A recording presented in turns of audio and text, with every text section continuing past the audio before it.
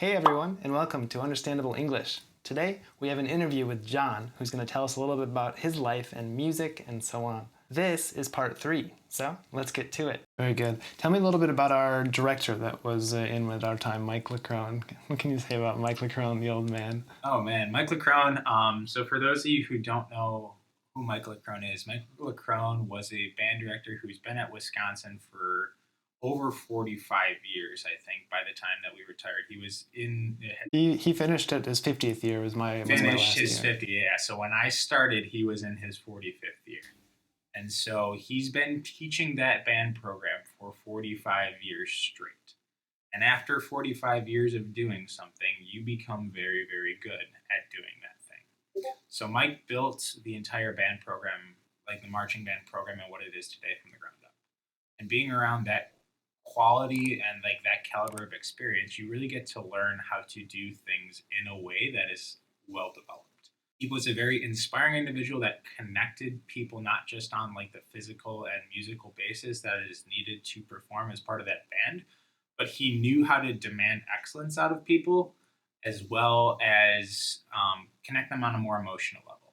One of the messages that he always preached throughout the band was remember the moments of happiness, and you kind of live for those moments of happiness. And so I think that's one of the messages that even to this day, majority of the band remembers because it's something that shows that we people go through struggles and pain together, especially as a unit in a group like the band, which there are never moments that you're going to forget.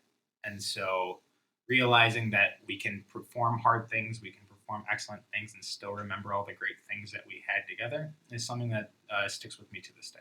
Yeah, I agree. I think that him being, in his 80s already, but spending most of his life with, well, I guess we were kids at the time, but, young adults, college students, university students, he had lived his whole life. He knew what you should do and what you shouldn't do. He knew the correct advice, and he knew how to communicate it well with us as young people. He knew how to say it on our levels that we understood. He never lost that connection to us.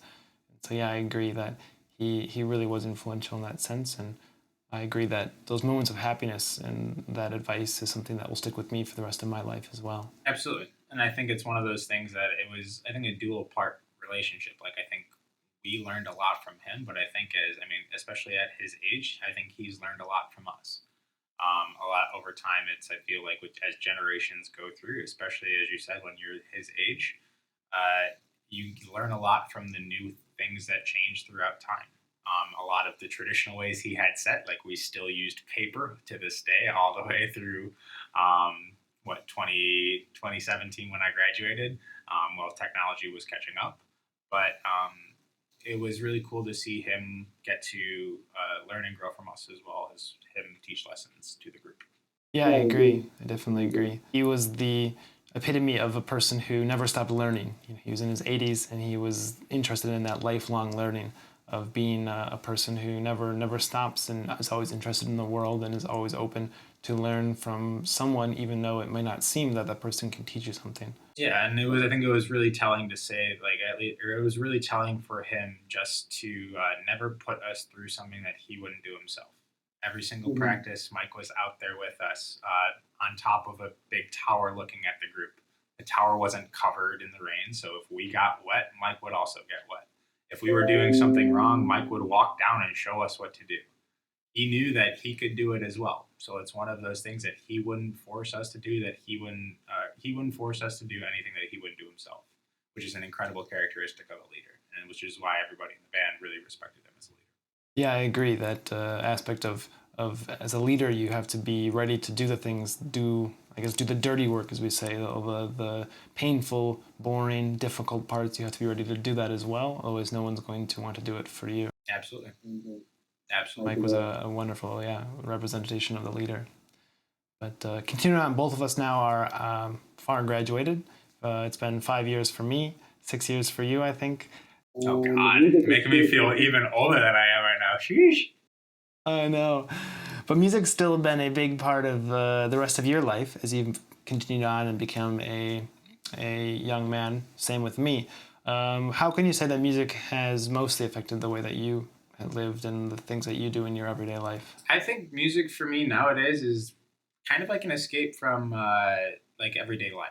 It is a big hobby of mine that I've kind of learned to appreciate that I don't need to drive like any monetary value from. I think what music has taught me that it's okay to be creative and okay to get outside your comfort zone and not expect anything in return.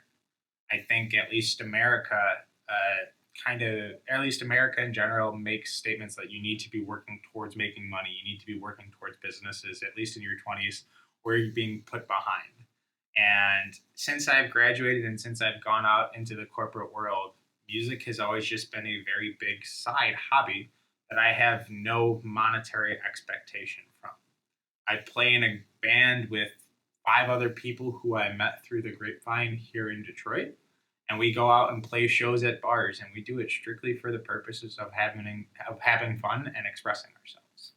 And so it's one of those things that I have my guitar right here, so I picked up a new instrument afterwards, and I've been learning and playing this puppy, both an electric and an acoustic guitar, for the past 4 or 5 years now. And so being able to do that really allows me to just go off and have side hobbies that are fun to do and share experiences with people that I love sharing experiences with. Yeah, I think I have to agree that as I've moved into the working world as well, music has been more of an escape, a hobby. It no longer is a thing I do every day, even though I wish that maybe it could be.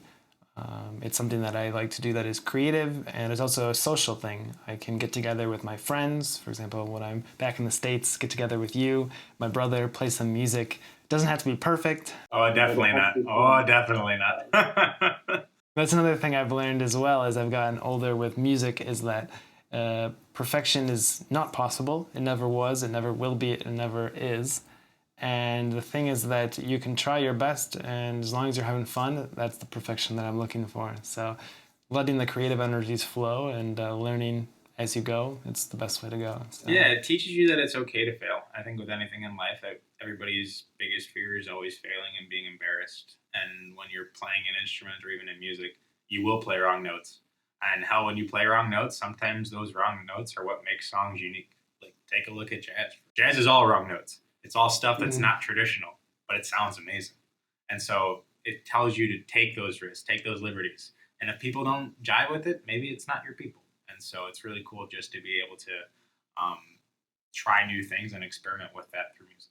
Awesome. Well, I think we're going to finish things up here for the day. Thank you for joining, and I hope to see you back on here again. If anyone didn't know, John also has a more of a science, engineering, technology YouTube channel, and so maybe we can have him on again and talk a little bit more about engineering, because that's something that we both share as well in common, is we're both by education engineers. Absolutely. So. I mean, if you like tech, if you like effectively, if you want to learn how to get into tech or learn how to build things specifically through projects, my channel kind of teaches you the groundwork of being a beginner all the way into building things yourself.